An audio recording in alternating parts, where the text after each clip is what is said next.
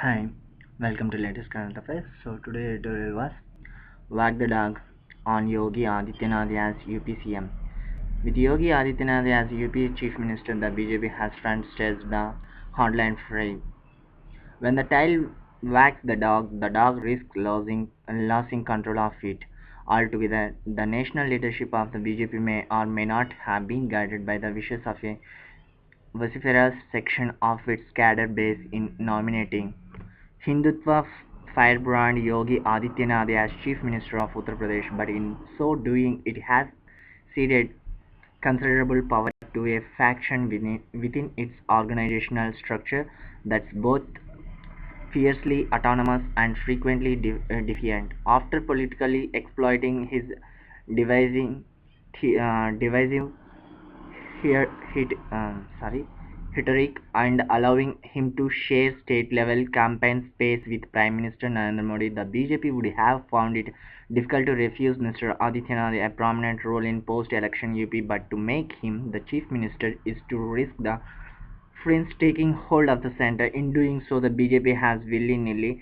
shifted the discourse from development, which Mr. Modi often projected in the election campaign. Indeed, his choice is bound to signal in the public mind a front staging of issues such as cow protection, love jihad, and forced religious conversion, all of which assumes a character of aggressive minority biting. As the head of the Hindu Yuva Vahini, an organization implicated in several cases of rioting, the new chief minister does not exactly inspire confidence about law and order, an area of major failing for the Samajwadi Party government that was voted out.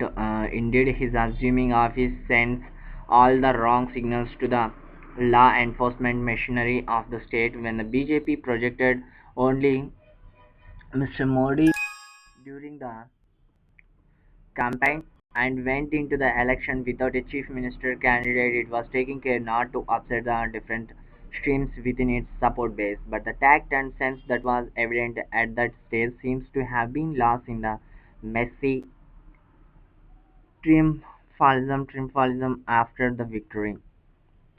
By opting for two Deputy Chief Minister Keshav Prasad Maurya, the party's state president who is from the backward classes, and Dinesh Sharma, the mayor of Lucknow who is a Brahmin, the BJP is perhaps hoping to not only get the caste representation right in the cabinet but also rein in Mr. Adityanath. But going by experience, a person of Mr. Adityanath's standings and persuasion is unlikely to let himself be outflanked in government. Mr. Modi and his alter ego, the party president Amit Shah, may believe they will be able to make Mr. Adityanath become more responsible now that he is no longer in opposition but at the helm.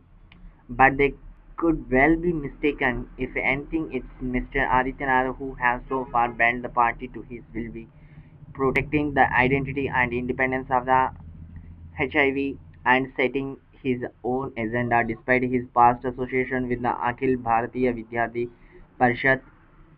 Mr. Adityanath is not beholden to the Sangh Parivar for his popularity and clout in an eastern UP. As it turned out, it was he who rode the Modi wave to serve his personal ambition and push his pet projects to make the Hindu, Hindutva hardliner mind his ways is about as easy as straightening a dog's tail. Thanks for watching. For more latest updates, please subscribe my YouTube channel. Thank you.